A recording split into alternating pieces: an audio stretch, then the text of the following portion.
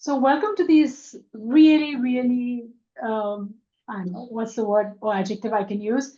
An important conversation for coaches for sure, a session on ethics as it relates to coaching. My name is Kashmira Mody. I'm part of the managing committee at the Mumbai chapter. And for today, I am going to be the facilitator and a co-creator of this conversation with my guest, who I'm about to introduce in a few minutes. But before I do that, I really want to set context. Since we are talking about ethics and this is an ICF forum, it only makes sense to start with what does ICF actually speak about in relation to ethics, right? So when I switch the conversation over, we will put the link in the chat where you can find all the information on ethics as ICF puts it on its website. So we'll give you that resource link during this session. But what I want to point to is two pieces, right? The first thing is that in the ICF core competencies, the very first A1 competency is ethical practice. So straight away, it is a core competency of an ICF certified coach to and to have an practice that is ethical. And there is a short description for those of you who are certified and have done ACC, PCC, and MCC. You know that you have markers, and that when you begin conversations with your clients and when you send in recordings, this is something that ICF or whoever is assessing your recording looks at. So that's one piece. Straight away up front, it's in the book, so to say. A second way to look at it, and if you look at the ethics page on ICF, is ICF invites the coach to look at ethical practice from four lenses as a professional, so from a point of professionalism, and I'm going to say it in no particular order, but ICF does speak to it in an order. So let me use the ICF order: responsibility to clients, responsibility to practice and performance, responsibility to professionalism, and responsibility to society. Now, this is quite comprehensive. So there are two pieces in which ICF very clearly lays out what, for lack of better word, we can call a code or a manual or guidelines in terms of coaching and ethical practice. So our purpose today is to have a conversation that is that sets the context. And I'll ask Jinny to, also add to wherever my vocabulary or language has maybe been inadequate. So she's going to join in a bit. But what I want to bring to your notice is that there are two challenges for coaches in respect to ethics. The first, potential challenges and maybe potential opportunities. The first is that ethics can become a tick in the box, right? Like if you also know, when we renew certification, there's a 3-hour course we need to do on ethics. There's something that ICF offers. Everybody does that. We tick the box, we move on. So there's great danger for it to become a tick in the box. The second challenge is that as coaches, because it's a core competency and because it is so clearly laid out as something we do as coaches, we could start to say, hey, you know what? That is what being a good coach is. So I don't need to step out and do something separate, right? Being a competent coach, being a coach that is conscious, includes in it an ethics perspective. So these two could be both challenges and opportunities. And hopefully today, Jinny and I can deep dive into this and give us all an opportunity to pause and reflect on and what are we embodying with respect to ethics. So this is the context. And now for the fun part, or actually for me, the most delightful part for this evening, and that is to introduce Jinny Riat. So I want to just say, I said it in the chapter chat this morning, and I mean it. We've had two conversations on this topic to prepare for this session, and already these conversations with Jinny have made me pause, reflect, and come to insights that were a bit startling for me. I didn't think that I was pleasantly surprised. So it is such a delight to bring Jinny to all of you, because I know you'll have the similar or maybe an amplified response. Okay, so let me give you, I'll do disservice to Jinny if I just give you her little bio from her, all her credentials, which are, by the way, blue chip. She's done a comprehensive coaching program from Oxford Brookes University. It's a 2-year program. She's been the founder, and she is the founder of a company called Thinking Partners. We'll also put that information in the chat for those of you who want to follow up and look and learn more about Jinny, from a LinkedIn resume perspective. But what I want to share with you is that the conversation today is very on a topic that is contextual, and Jinny's perspective has richness and depth because it draws from her own life experience. She lost her father in her early 20s, and then went on to be a single parent. By the way, she's single parent to a child who reads haikus, so obviously something good has happened there. And then recently had a brush with cancer. So we talked about this over the prep sessions, and this lens, I mean, if you imagine just 3 life situations where ethics doesn't remain anymore a conversation in a book, but really a day-to-day decision-making lens. So it is my utter pleasure and deep honor to introduce you to Jinny. Jinny, welcome. Welcome to ICF Mumbai, and welcome to the session. Thank you. Thank you for that introduction, Kashmira. And I think before we go on, I would like to clarify my ethical stance for our conversation today. It's in a setting like this, it might be not so presumptuous to assume that, somehow both of us have some ethical authority. I want to make sure that I clarify that I don't claim to have any ethical authority. I don't necessarily sit on any ethical boards. I'm not part of any ethical committees. Yes, what I have is last 15 to 20 years of coaching experience. I have experience of supervising younger coaches. And I have the life experience that you referred to. Each of those situations required ethical responses. So I'm coming into this conversation with a lived sense of life and the lived sense of what it means to work with another human being to help them grow and develop. I claim no moral authority or any ethical authority. My ethical stance is, though, that conversations on ethics matter. And that if I can play any part in rescuing ethics from the shackles of compliance, from the idea of meeting minimum acceptable requirements, if I can play any part in rescuing ethics from that and bring it into the domain of development, I think we'd have done our job today. So that is my ethical stance, is to move this conversation, and bring it into ethics is about our personal development as human beings and as coaches, and not just about compliance and meeting a minimum standard requirement. That's my ethical stance, and thank you for having me. I'm looking forward to being in this conversation with you. Mutual.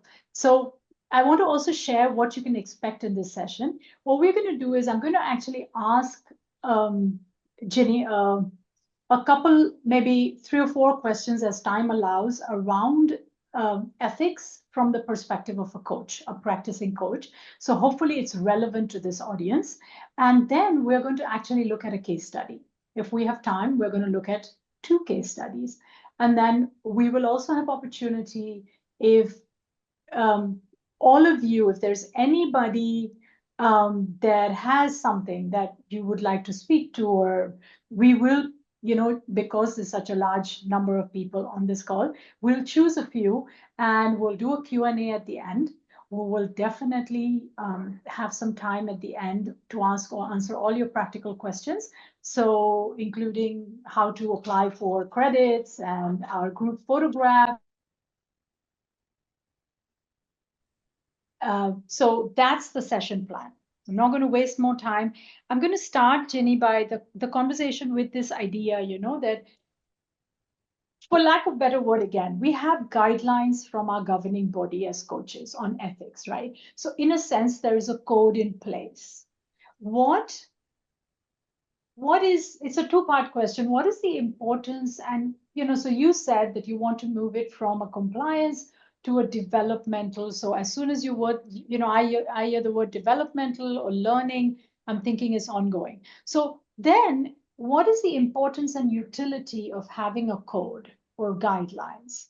And what could then be the challenges of having that?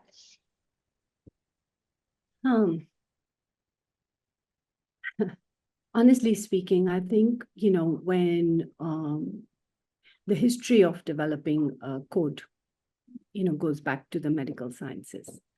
And, that's the source profession, helping profession we know of.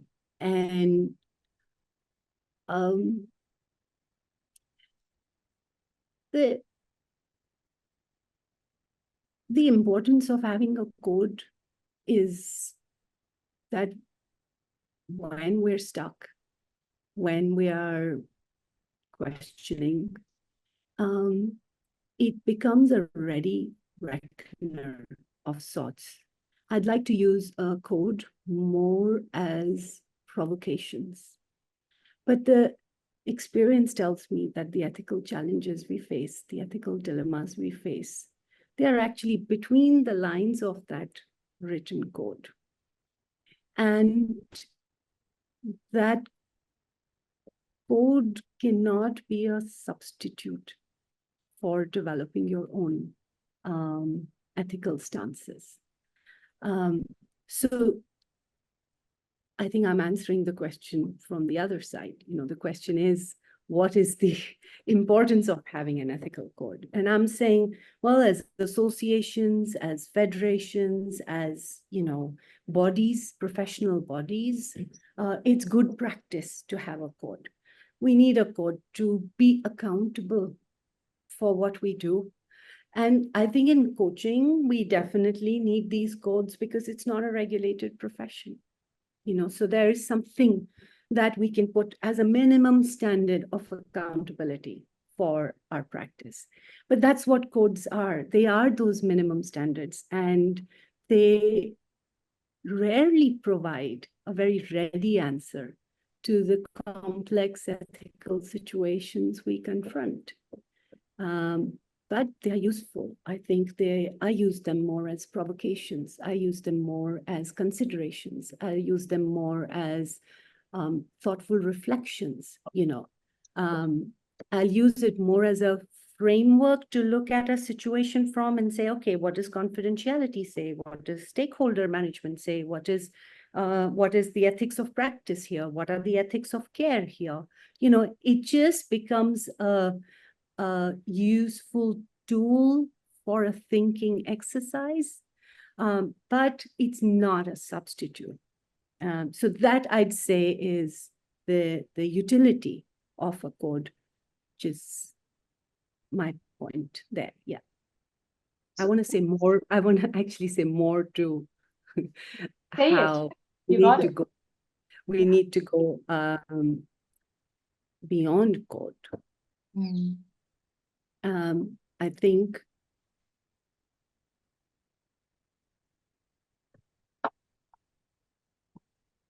sometimes I have confronted situations where we become dogmatic about the code.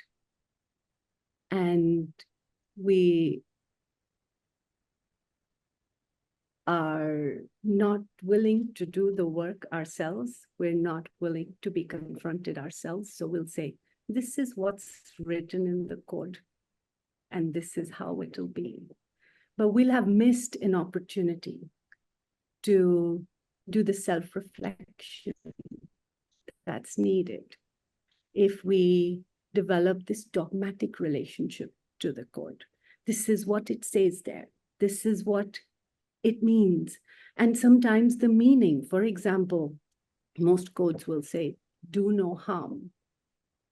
But in the situations we face, to ask ourselves, harm to whom? Do no harm to whom? What would harm here mean? What would not harming look like? So I have a resistance to following ethical codes, although it says it's a code. I have a resistance to following ethical codes, almost like a dogma. What I want to do is use them as thinking tools. What I want to do is use them as guidelines that are provocations in our thinking, as opposed to just following them blindly or thinking, this is the minimum standard. I have ticked it. I have met all these conditions and off I go. They are not a substitute for our own ethical development. I'd love to hear your views, Kashmira. How does all of that resonate with you? I've said a lot. Yeah, I mean, look, I've been doing this for a very long time, and all of it ICF, and I'm one of those, one-card ponies. I don't do anything but coach. So I've lived with these competencies for a while. I think the point that, in the early years of my practice, and that on behalf of the coaches here who are maybe new to the practice, right? When I hear you speak, I think, Jinny, maybe not question, but automatically what comes up is that can be a bit overwhelming, right? Like, where do you? So in that sense, and to ICF's credit, they've not really created a code. They have provided reflection points. If you see the way they've set up the competency, as well as what they speak about the 4 responsibilities, they have left a lot of room for a coach to reflect and respond to situation, right? So already, in my understanding, ICF has done a fairly solid job. But when I'm a new coach and I'm already, there's so much new, right? Client engagement, actually the actual craft of coaching. And now I want to do the right thing. And it can become a place where coaches can, for lack of a better word, get stuck or fail to venture out too much because of that lack of courage of doing the wrong thing, or again, wrong, quote unquote. And you set hopefully this conversation today, and it's an invitation to all of you, please use the chat. What is coming up for you? I mean, this is coming up for you in your practice every single day. I mean, if your practice looks like mine, every single day there's at least one pause point or reflection point on what choice I want to make in terms of my values and how it resonates with what the client is asking of me or the situation is asking of me. So please feel free to add your inputs into the chat, and we will surely be picking them up and adding them to a conversation. So what I want to actually add, and maybe present, is what then is, rather than looking at it as a bare minimum, Jinny, like what are the, what could be the mapped behaviors that could be a starting point and then can also be a sustainable practice. So rather than looking at the playbook and saying, I have responsibility to the client, I have, how would you say at the very beginning, what are the 1, 2, 3 practices, the how-tos that can maybe be more useful, and that would then eventually get to compliance also, and doing the right thing also, and learning and development also. So I don't know if that kind of makes sense, because otherwise I think it can become a topic where It's like so much that it's like, oh, it's easier to just tick the box. I don't think, Kashmira, the craft of coaching is removed from the ethics of coaching. I think the craft of coaching is the ethics of coaching for everything we do in our coaching session, from the way we listen, from the question we'll ask, from where we take the conversation. There is an ethical correlate. So we can't say, let me get on with the craft of coaching and I'll look at ethics later. They are too embedded. I think you'd started the session with, two obstacles to ethics. Either it's a tick in the box exercise, or it's so much embedded. There is so much, we're so immersed. We think it's just part of my core competence that we lose sight of them. In either case, either we are too removed from it, or we take it for granted that we don't consider it. What I want to do is move from that position of it being a minimum thing, it's a tick in the box exercise, or thinking it's anyways part of my core competence, so I don't really need to think about them. I want to move from both those positions, and I want to bring it to the center here. And to say that the craft is not separate from the ethics. Everything we do in a coaching session, before, in the session, after the session, has an ethical correlate. You said for people who are just starting in the coaching profession, these can become overwhelming. I'd say welcome the overwhelm. It should be overwhelming. Doing what we do should be confronting. And I'm not using the word should in a dogmatic way, but to say that if we have to develop and mature, it needs to be hard. And so the mapping of behaviors, I don't know, but I'd say question everything. Question even the tenets of the training you've had. A lot of new coaches who I sometimes end up working with, have this fear. The real fear is, oh my God, I don't know what is that next question to ask. The way I've been trained to say you can only ask questions. A good coach only asks good questions, or a good coach has this certain sense of presence, or a good coach is non-judgmental. And in fact, a lot of time in the supervision, the work we end up doing is humanizing coaching to say, you will have a judgment. There will be a time where you don't have a question. And you just need to absorb what you've heard and you reflect back to the client, this is what I heard. And I don't have a question right now. That to me is more ethical than trying to invent one so that your client can have that aha moment. So for people to get overwhelmed, it's okay. We should get overwhelmed. We're working with another human being. But question everything. And most importantly, have supervision. Have a supervisor. For the last 15 years, I've had a supervisor. I volunteer my practice to a master coach. He's just retired. He's passed me on to another supervisor. But for 15 years, Martin has supervised my practice.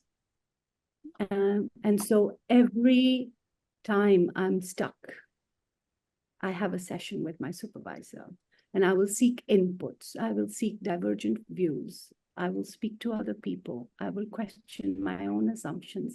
Everything we do with our coachee, we need to undergo that ourselves. Yeah. What does that provoke for you, Kashmira? Actually, I don't know. To everybody who's listening in, I don't know if you felt the same thing. I literally, there's this one moment when you said this thing about you're taught to ask questions and ask. You use the word good questions, but I will say to you, powerful questions. This is the big thing, right? Asking powerful questions is the foundation of being successful as a coach. And when you made that statement, it was literally like, something moved in the middle of my chest, because I think, I mean, I've been doing this a long time, but sometimes in the middle of a coaching session, I feel that pressure. And I have learned my own hack of, of pausing. And I literally, it's just 4, 5, 10 breaths of silence where I just need to collect myself and then really sit with that I have nothing, and then see what comes up, either from the client or the situation or from myself.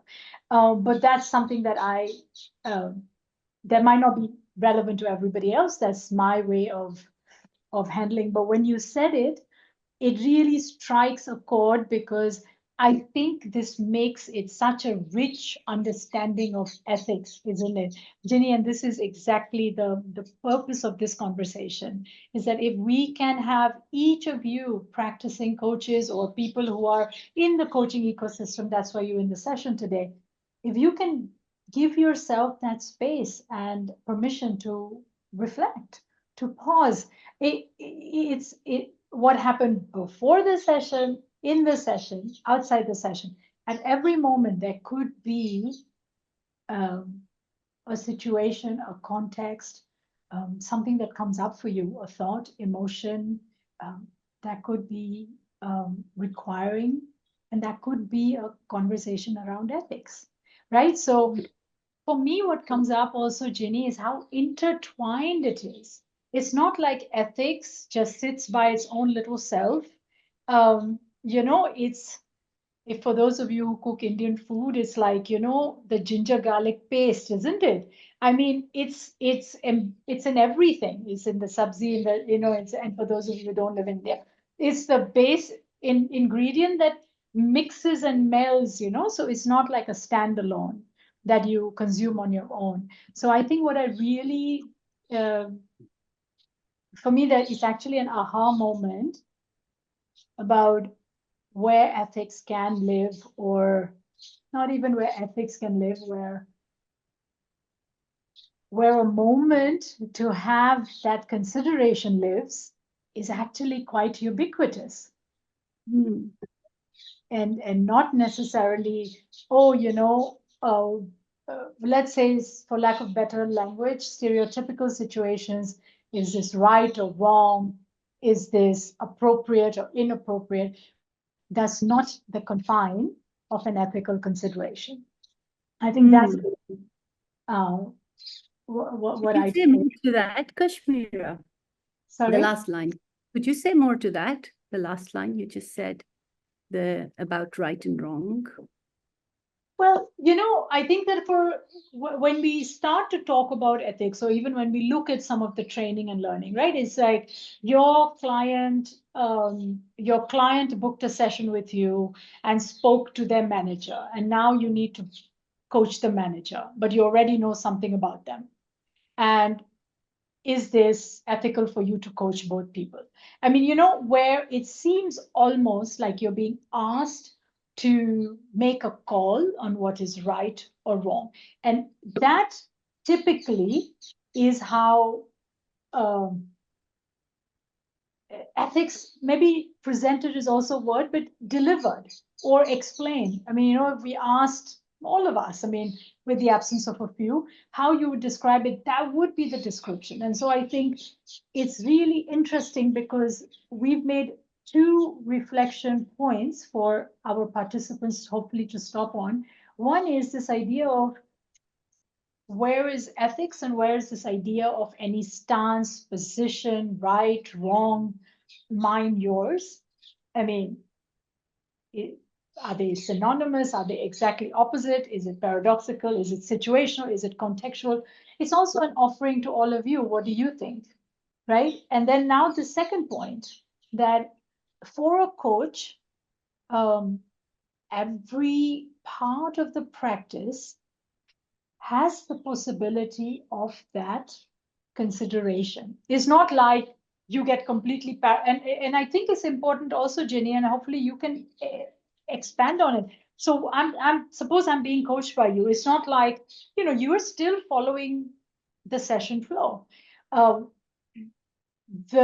Where you get stuck, or where there is something that causes in you a feeling of conflict or challenge, that then is a pause. It's not like in every moment before every question you're having a pause, and it's not impractical. It's actually a enhancement to the quality of your coaching. I don't know if that makes sense, if that last bit makes sense, right? So no, It does. I think that idea that this just would then be the gatekeeper to every moment of your session. That's definitely not. That's not. That. No, definitely not. I, I, I,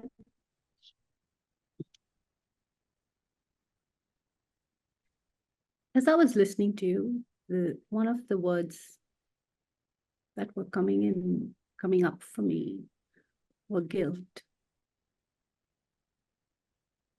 The right and wrong. Have I sinned? Have I done something wrong? And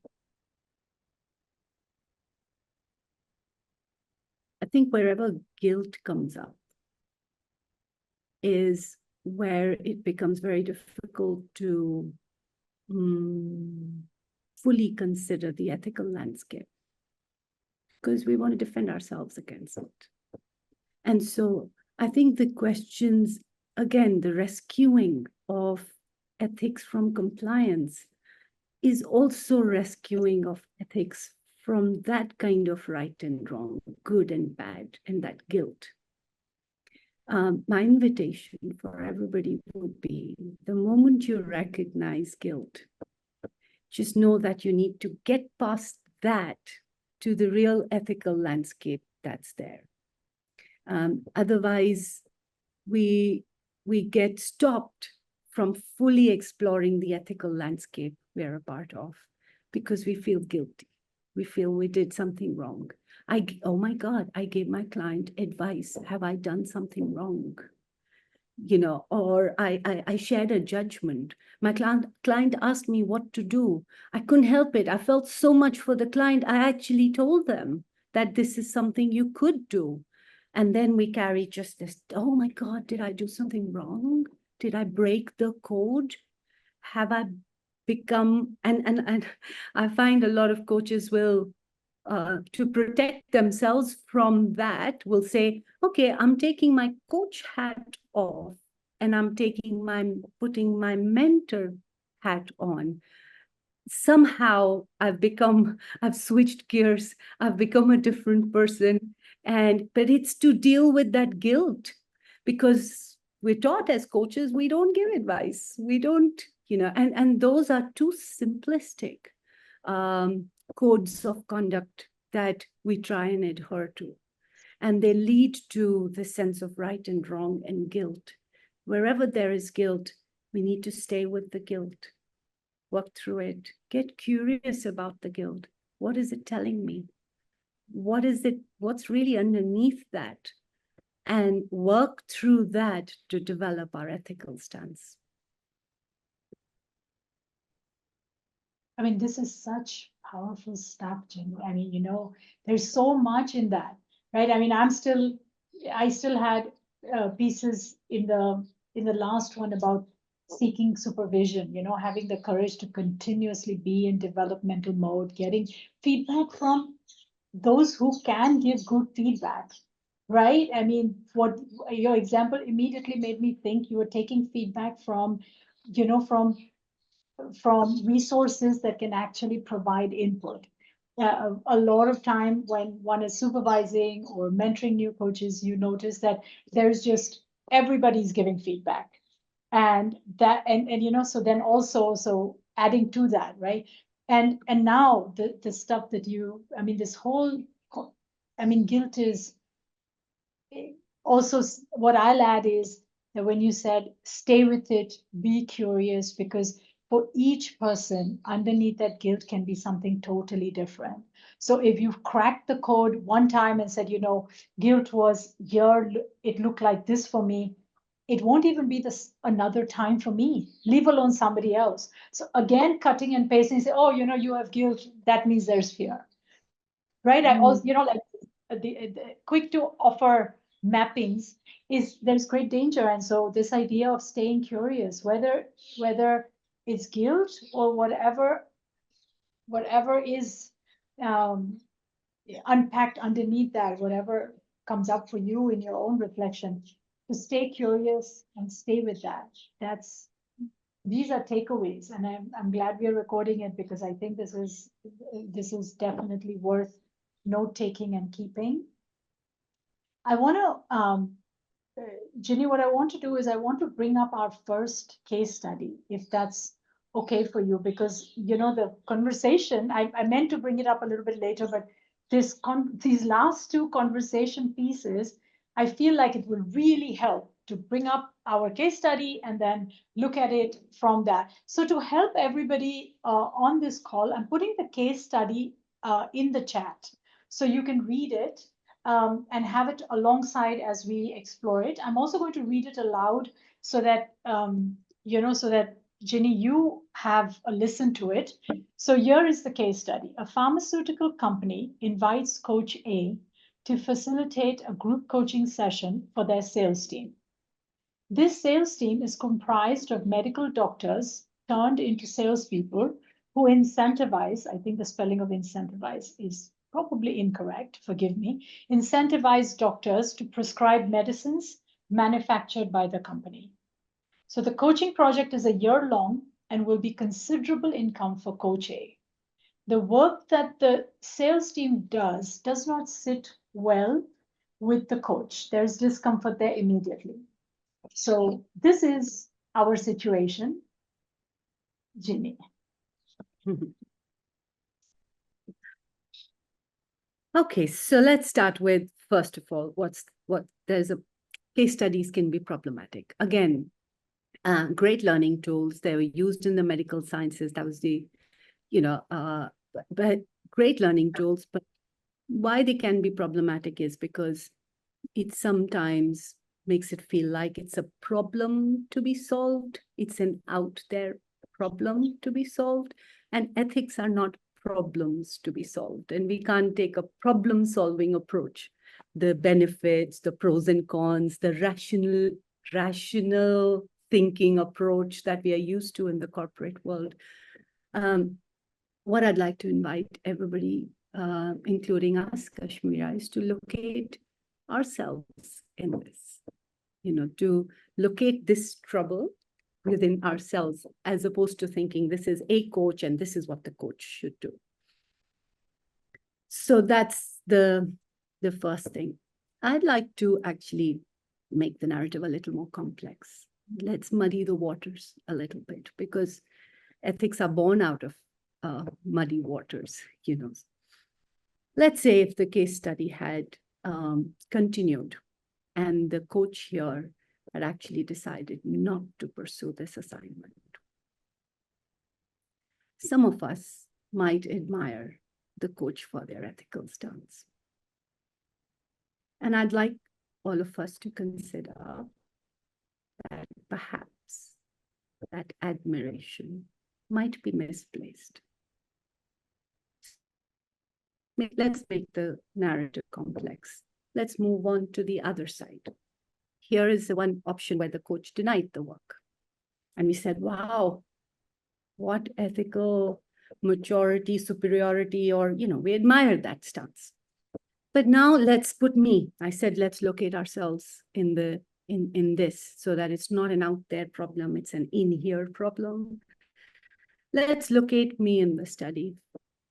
Few years ago, a single mom, not taken any alimony or maintenance as part of the separation and divorce. So I am fully responsible for the financial, emotional, and physical well-being of my daughter. And let's say money is a concern. It is a concern for me. And I do take up the assignment. And let's say my daughter tells her friends that, to raise me, My mother sometimes took up assignments that didn't really sit well with her, but she did it to raise me.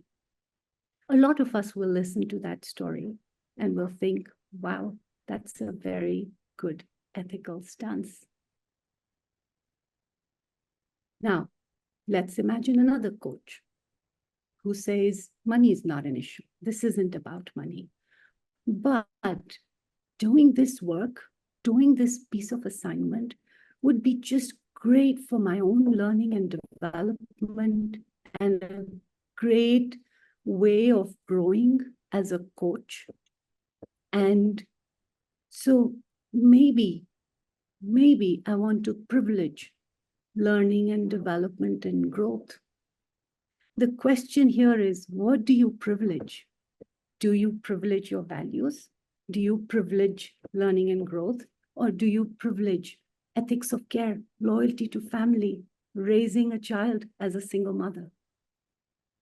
And so now let's get back to, I didn't take up the assignment because my values don't allow me to work for a client where doctors are sales agents and making money from selling drugs. I'd say even that stance needs to be explored fully. What are the roots of those values? Why do I have that value? Where is this discomfort coming from? What does this remind me of? You know, personally for me, I was raised in a family where there was preference for a male child, and is a typical Punjabi family. They didn't stop having children until male child happened. And to me, that was my original source of sense of injustice.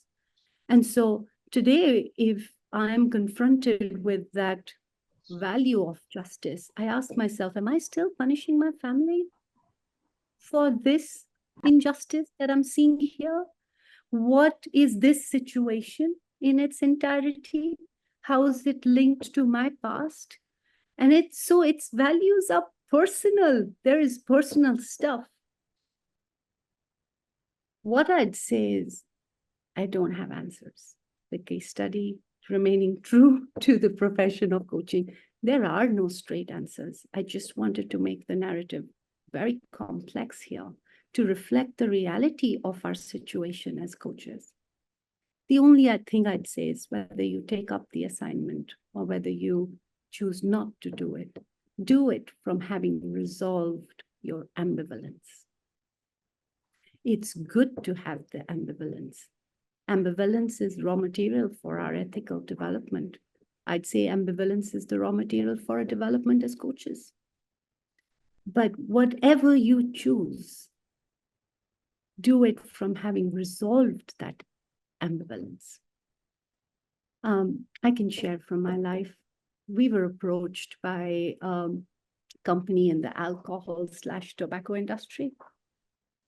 And I was very uncomfortable. My immediate knee-jerk response was, no, we are not going to work. This is still pharmaceutical. I'm talking about alcohol, tobacco industry. And my business partner, Neha, is an epitome of values and right and wrong for me. I look up to her for all things right and wrong, you know. And she does not drink as a matter of principle. And I love my wine. And when I told her, sorry, I don't think we're doing this, she, who does not drink as a matter of principle, said to me, Jinny, this is a legitimate business. They have legitimate licenses to operate as a business. That struck me. Then I went to my supervision, and my coach, my supervisor, asked me, Jinny, what is the purpose of your coaching work? Why do you coach? What have you crafted as your purpose? And our purpose at Thinking Partners is to humanize the workplace. So I said to him, Martin, it's to humanize the workplace. And he's looking at me, smiling. Could there be a more befitting organization for you to go live your purpose? So I think, before we get on to us versus them, good and evil, that's what I made that problem about. And we will not work with the alcohol and tobacco industry. We are the good, they are the evil. I made it an us versus them thing. I made it a good versus evil thing. And I think if you look at the spirit of profession of coaching, it's dialogue.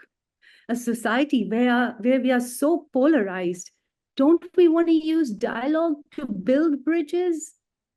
Wouldn't it be great for me as a coach to go into something that I consider the enemy and build a dialogue, remove my judgment there, look at what is this world like for them?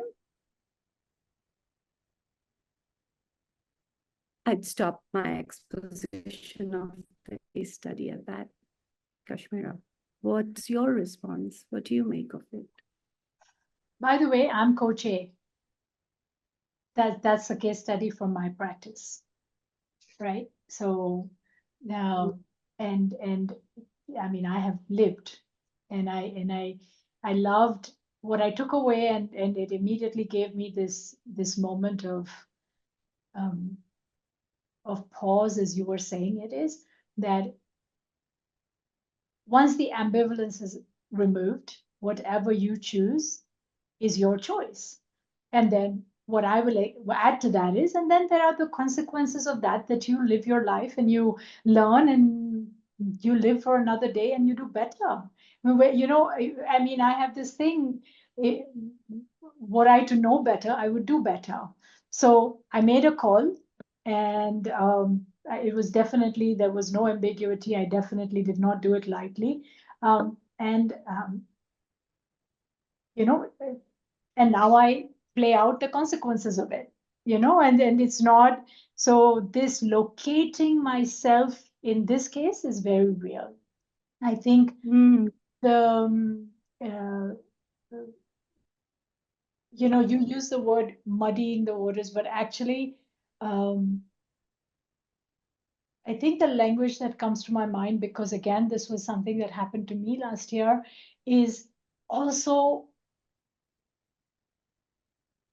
I mean, part of the complexity is that you are dealing with a whole set of human beings with their stories, their context. So when you are sitting in something like this, it's not only what you are bringing, then it's layers, right? And while it seems like it so today, even when I'm looking at this case study, I'm listening to you speak and I'm saying, Jinny, I was that, and I'm already in a different place.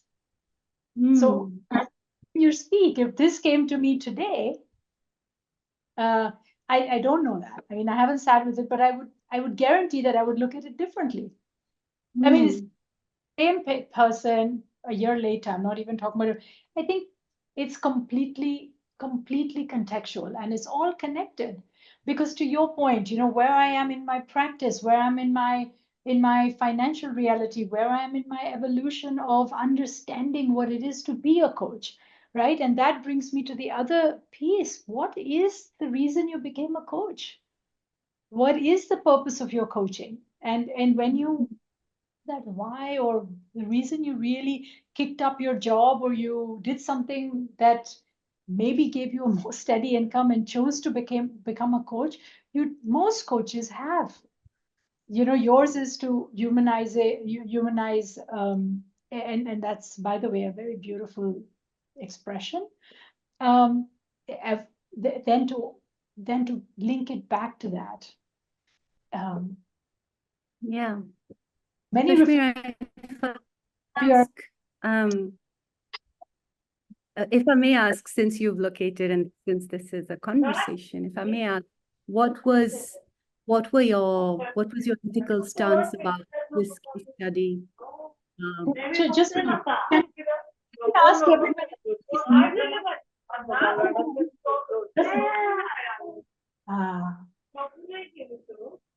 Can we have Nilima? Can we have? Nilima, can we have everybody muted? I mean, I don't Yeah, know. yeah, doing that, doing that. Thank you. Jinny, will you ask me that question again, please? Yes, I was curious. What was your ethical stance when, with this particular case study, you said this was you, and Yes. and in what ways have you moved from that ethical stance? Yeah. So when this came to me, eh, I was not going to do it. Mhm. The way I was able to, however, shift it is I was able to offer coaching work within that same organization in a different project. So I was able to still keep the revenue. And the consequences were that actually after that, because of that conversation and the shift of projects, the client has not come back to me with more work, even though they were extremely happy with what I delivered because I didn't want to do the project that they actually wanted me to do. I haven't had, a call back. And I think exactly, I think about 16 months later, in terms of would I do that work, I still wouldn't do it. Mm.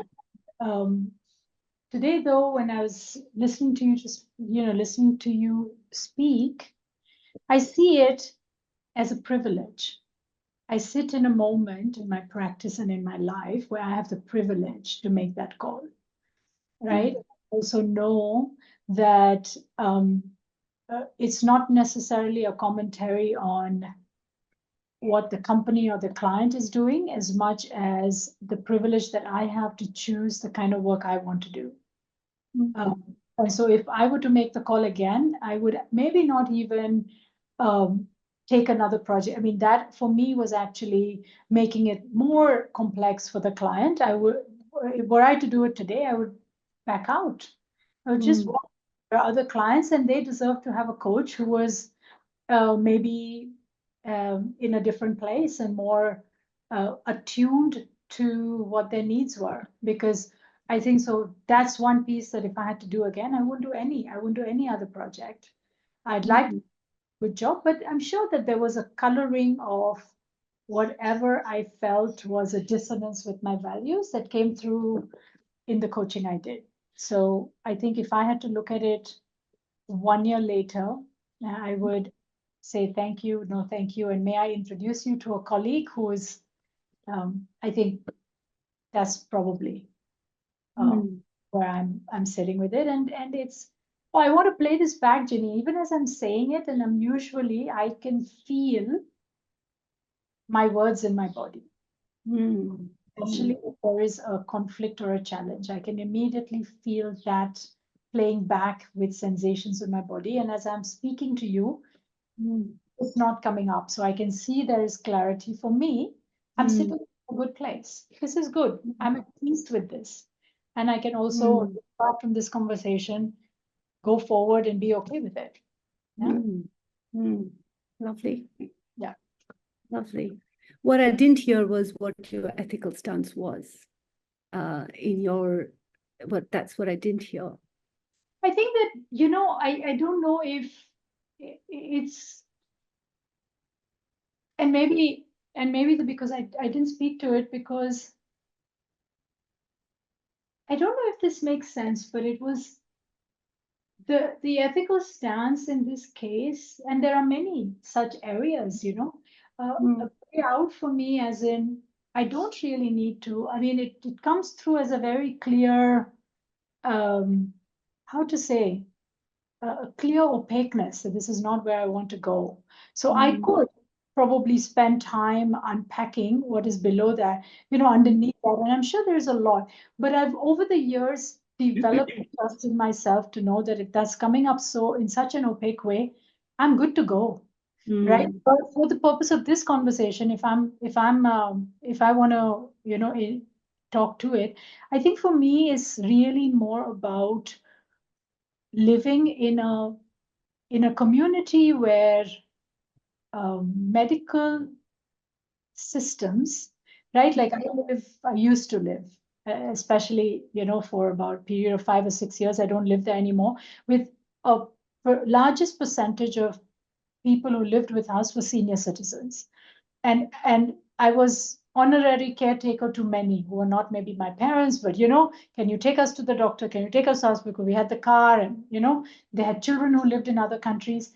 And one continuously saw the struggle, that seniors who are especially, perceived as caretakerless, left to the medical system, and how much inappropriate medicine prescription, happens.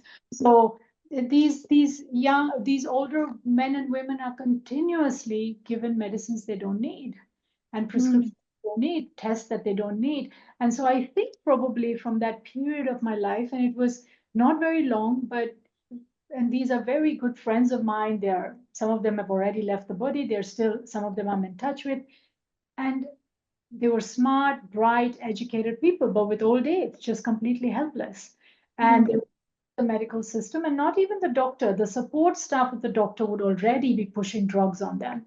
And you go into these people's houses, they have like literally, their baskets and baskets. So probably if I had to unpack it for you, it comes from that. It comes from, it's a very personal thing. And it was, now, of course, I'm caretaker to 4, parents who are on both sides, and it continues. But we are gatekeepers, so we protect them. But were we not there, then the same thing would happen. So chances are, but I want to, I want to share with you that I have a piece where without unpacking, sometimes I not always, but in this case, it's so opaque. It's clear, And I don't know what you feel when you hear that, though. Anything like, I would love to hear what you hear when I say that I feel fairly good about trusting that.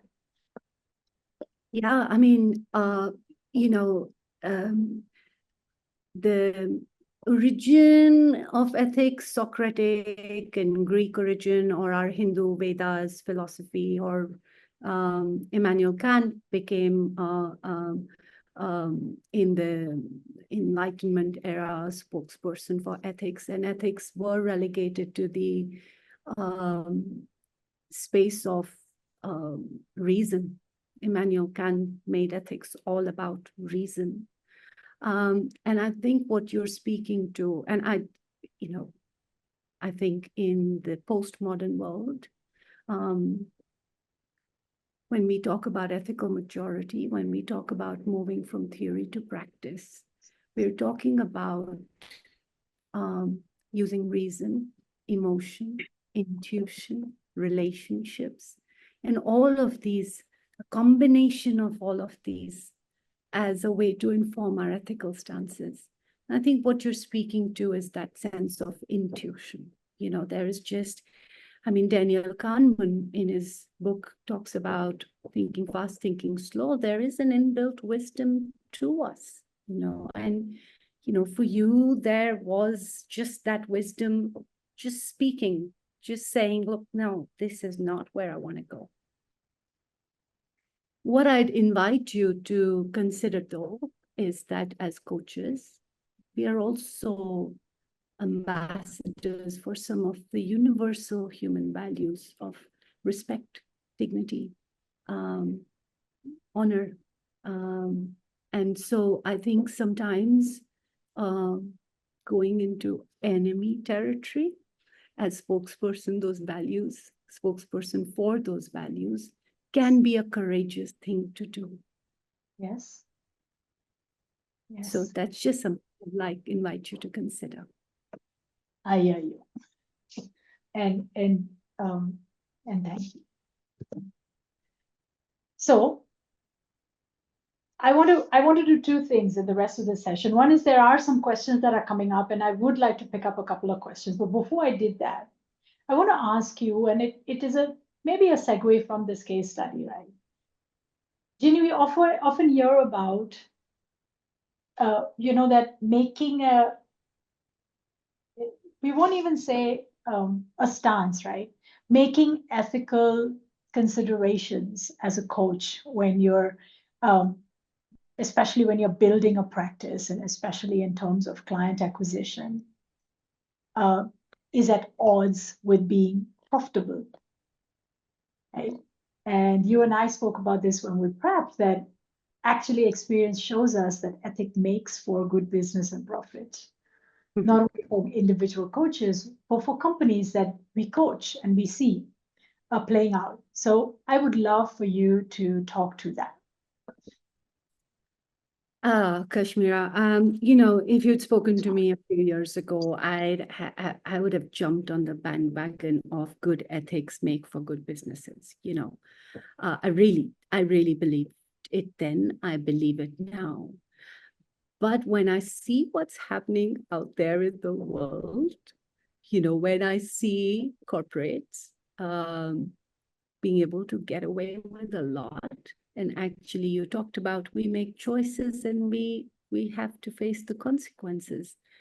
To me, when I look at the world out there today, in terms of politics, in terms of the ecological crisis we are facing, the sociocultural zeitgeist we are in right now, I wonder if it's really true. There is a cynic in me that's rising, and I'm wondering, really, I've believed choices have consequences, but I don't see these people bearing the consequence of being, so morally corrupt. That said, that's my pet peeve. We can talk about that over a glass of wine someday. But when it comes to coaching, I very, very strongly believe that good ethics make for good coaching business. We are all freelancers, or we are part of companies that offer coaching, and I'll tell you why. The answer is simple. It's functional. It's not out of any values. I'd say it's a functional thing for coaches, because your business will grow the more trust you generate. That has been my experience of the last 15 years. Coaching is about trust. And when your clients see you act ethically, they trust you more. It's a functional thing to do when it comes to coaching. Good ethics do make good businesses. We have at times declined work to clients and told them, you're not ready for coaching right now. Or coaching is not what's indicated here. You might have to do this whole HR piece before we can offer coaching to you. That got them to trust us. That was us acting ethically. We will not sell something to you that you don't really need right now. Mm-hmm. And 2 years later, they've come back. They now only want to work with us. And so it's a functional thing. In coaching, the more ethical you are, the more your clients, your coaches will trust you. I was coaching a CEO at the same time. His brother wanted to be coached, and I declined. And I said, I can't coach two brothers at the same time. That would have meant a whole lot of money for us. But they really respected that stance. And I actually made a referral to another coach for the brother to work with. And so all of these little decisions, made for a confidence in the brand that we are building, confidence in our ethical sensibilities. So yeah, it has made for good business for us at Thinking Partners. I can attest to that. Yes. Yes. And I want to use that expression again for all of the people who are listening in here and may listen to the recording, locate yourselves in this question, right? How does ethics show up for you where you are in the continuum of a coaching practice? It could be as, small or little, Jenny, as the way you schedule sessions, showing up on time, making sure that, when clients have issues, rebooking, being flexible. I mean, whatever is your reality. And again, you locate yourself. Maybe you can't afford to give away. I mean, maybe your consideration and stance is based on whatever is your situation and context. So it also builds up on the entire conversations we've had since 6 o'clock, right? So all of those hopefully reflection points. I want to take a moment and really list them all, Jinny, if that helps. This, because they all can make for great reflection points for the coaches on this call, for conversations you have with other people in your ecosystem, right? So then the first idea of moving away from a moral authority, wrong, right, and looking at ethics as an evolving conversation, that when we can bring people into a dialogue and conversation, naturally what will emerge will be a more um, um, wider range of perspectives, more information, more ability to then make that final stance, for lack of better word, right? Second, locate yourself. There is no one single truth. It is, and not only, I mean, you saw Jinny ask me the question 14 months apart, and I am in different locations. So locate.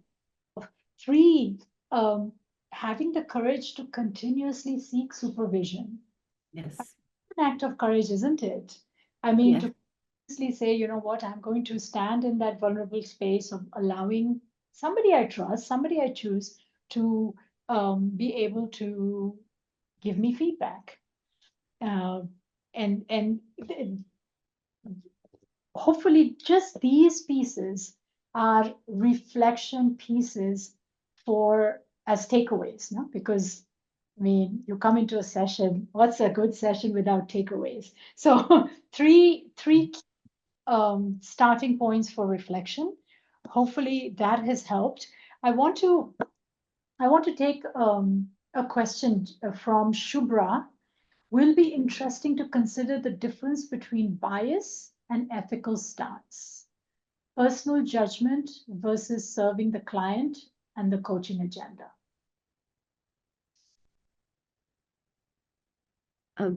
That's a very good question.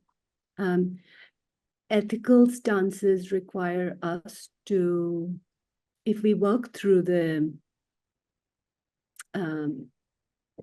situation, part of being ethical is to highlight what are my biases here. So they're not separate. And it is not possible for us as human beings. Neuroscientists will have gone and studied our brain from all angles possible. It's not possible for us to exist without biases. What's important, though, and we need to learn from the sciences here, what's important, though, the scientists will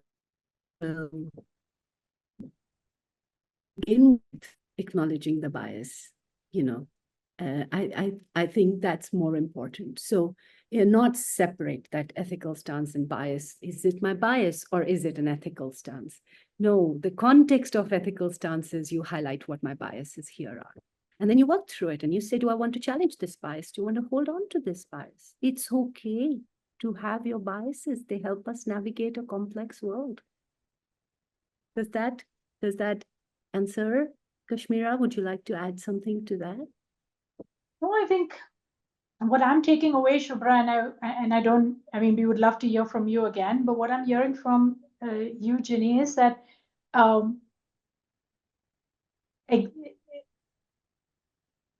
examination of prejudice and bias is an ethical behavior or a behavior of ethics in action, right? Yes. And I think is what you're speaking to.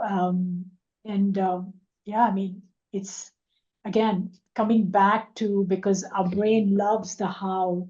How do we do this? I mean, the how is the conversation, the reflection, the pause. I mean, there is so much danger in offering any hack, any tip.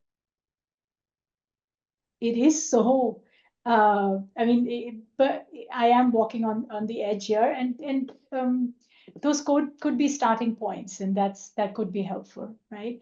So I'm also going to go back. I don't know if CN has a question, but CN has a comment earlier in the conversation, and Jinny, to you, coaching is a social activity and different people attach different meanings to it. The definition of ethics for me is the dharmic definition, which talks of connecting with the person in front of me with a clear conscience and with an overpowering intent to cause no harm of any kind through thought, word, or deed. Clarity around these meanings brought through deep contracting with awareness is key to being ethical in a relationship. I like that. I think it's beautifully articulated. But I'd say part of developing our ethical maturity, moving from theory to practice, is embracing our fallibility and our vulnerabilities. And that understanding sometimes I may not realize, but I'd have hurt somebody. And so what do I do then? How do I make the repair? That we might sometimes cause ruptures. You know, I recently worked with a client where I think I challenged him too soon. And we'd done a mini 360 for him. I'd taken all that feedback back to him in the coaching session. Don't think he was ready. And he became very defensive. It was very overwhelming. The feedback was quite damning. And I don't think he was ready for it. And I don't think I did the sense check enough. There was harm there. I scheduled another call with him. We talked about this. I apologized and made the repair and continue the coaching work. So there are times we'll be human and much against our wishes. We don't want to do that. We'd have hurt somebody. And the ethical thing to do is to make the repair then. And that's a great skill to learn and develop. How do I make the repair when I have caused harm?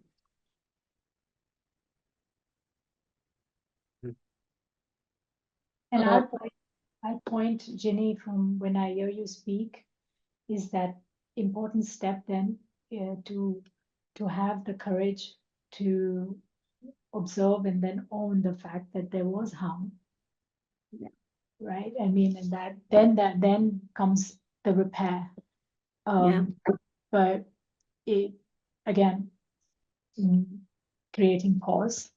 So CN, this is for you.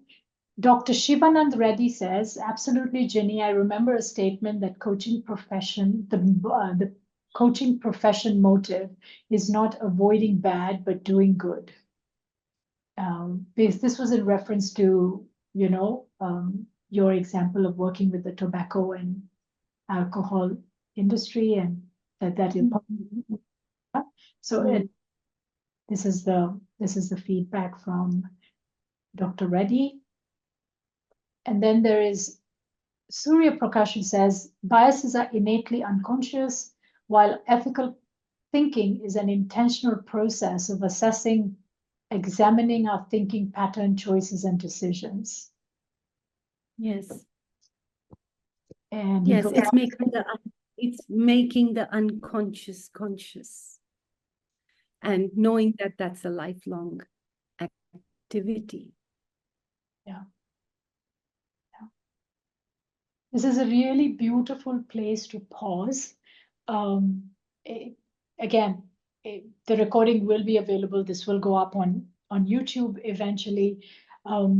We really hope that, for those who didn't think of it now, you can add your questions onto the YouTube channel. We put it up on the chapter channel.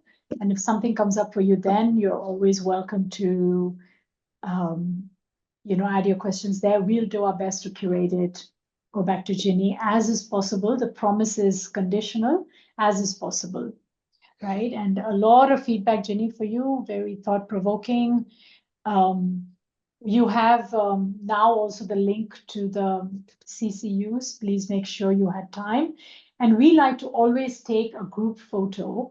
So if I can ask everybody to turn on your videos, and we let our team take a photograph that then will be used, for our chapter records. So if I can have everybody come up, Nandini, can I ask you to take the captures? And then also tell us, Nilima, Nandini, that when it's done, so everybody can stop smiling. It's good to smile. But I think Nandini will let us know if she's done the. Just give me 2 minutes. Oh, Okay. 2 minutes. We have to smile for 2 minutes. That's like such a serious discussion. I think. I have an ethical stance on that. Another minute, please. The reason it takes so long is because we have, I think, 4 or 5 windows. Yeah. That's done. Thank you so much. Thank you. Nandini. And so thank you for all your feedback. We have literally 4 minutes. So if there is something, you can unmute yourself. If you have anything you want to directly say to Jinny, ask her. This is an opportunity. We're still going to be on for a few more minutes. So you do have the possibility of unmuting and asking if something is up for you.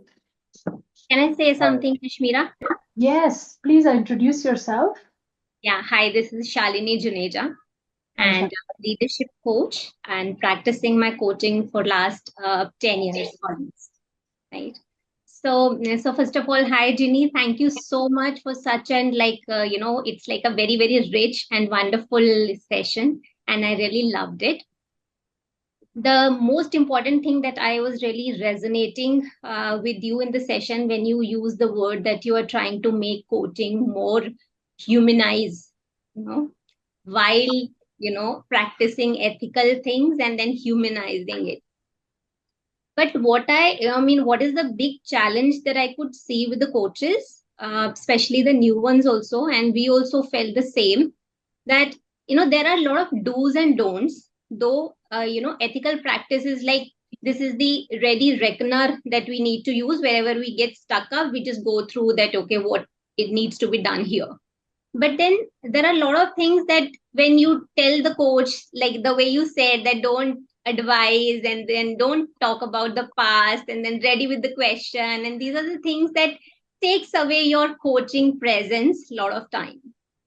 So now the question that I want to really ask you, few months back, there was my client, she was taking a leadership coaching from me, and she cheated on her husband, and which was a very human thing, right? And it happens, we all are human. But just to, equipped myself more for this situation, I really spoke to my mentor and asked that, do you want to suggest me anything? And the suggestion was really something I don't know how to react on that. He said that you should stop coaching. Which was like something I said, like, why? I said, no, your client needs more of healing now.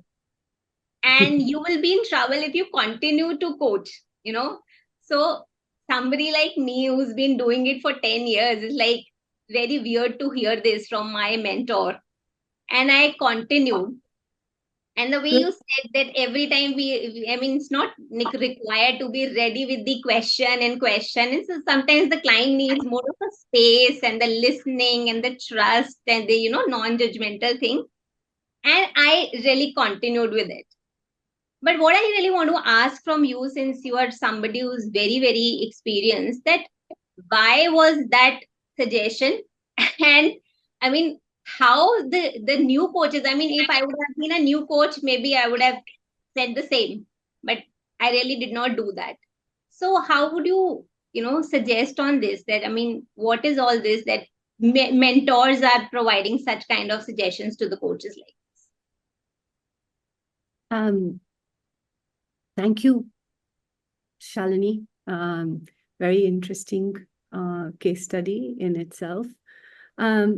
I can't speak to why your mentor said what your mentor said. So there's no way I'd know where that came from. If you and I were working together, I would have encouraged you to continue the work. You see, the ethical challenge comes that if you were also working with the husband, which is more of a therapy domain, and then that's why the ethical issues are not always about right and wrong and good and bad. Sometimes there are two rights. Here, the two rights are, there is truth, which is your confidentiality of the client, and then there is justice, that somebody else is being unjustifiably treated because the wife is cheating on the husband. Here you are working between two rights, the truth and justice of it. I'm glad you continue to work with her. I do not subscribe to your mentor's position, and I don't know why your mentor had that position. If I had ethical issues with this, I would highlight it to my client that this is provoking issues of ethics for me. I would have that conversation with the client. If a client has cheated and reveals to you that they have cheated, let's say this is a corporate client, they have siphoned off some money from the corporate, you would have had more to think about in that situation because the corporate client would be paying for coaching. So there are ethics of care also towards the corporate client.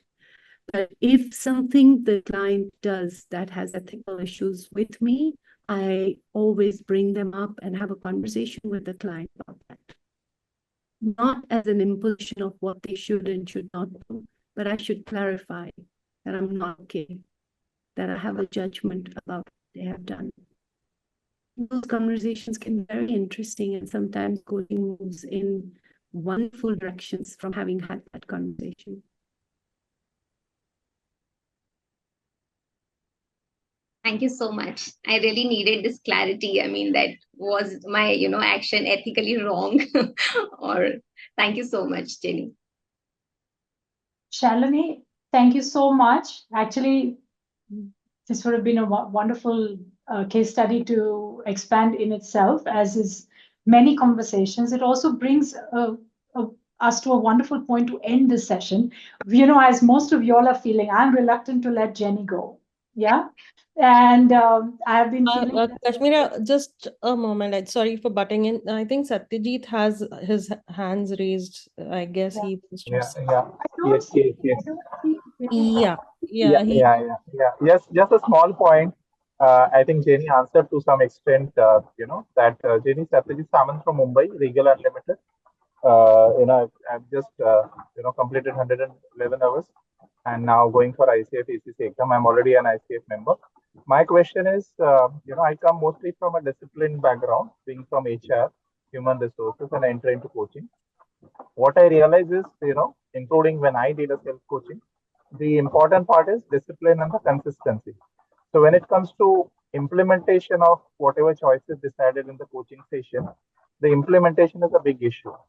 And when you try to focus on discipline and consistency, sometimes the next person doesn't like you or doesn't, appreciate you or may take it otherwise. So how do I take an ethical stance? As you rightly said, first I need to convey that, to him, the client. Yeah, I'm very focused on the discipline and consistency.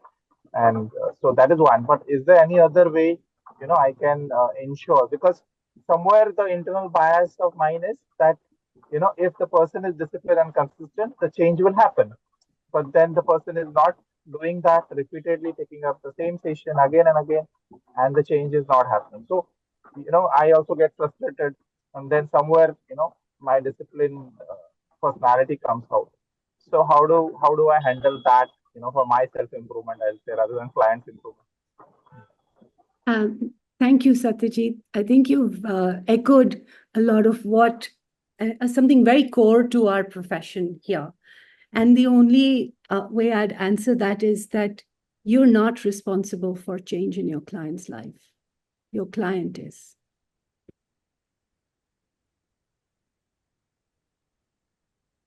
And when you impose discipline and consistency and don't actually explore why there might be a lack of discipline, you actually